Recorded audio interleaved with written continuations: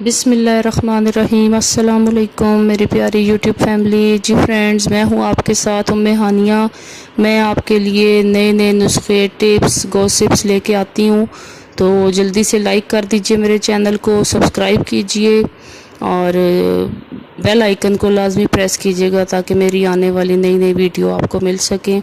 तो फ्रेंड्स, चलते हैं आज हम अपने नई गॉसिप की तरफ।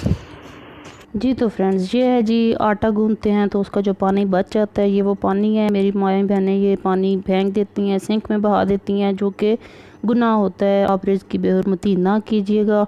इस पानी को किसी साफ़ गिलास में डाल के संभाल लें और ये आपके बहुत सारे कामों में मदद देगा।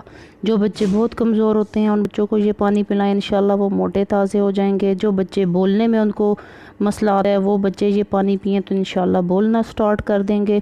जिन बच्चों का या बड़े लोगों का पेशाब बहुत उनको आता है, पेशाब का इशू होता है, तो वो ये पानी पिएं, इंशाल्लाह उनका पेशाब भी ठीक हो जाएगा, मसला ज़्यादा नहीं होगा।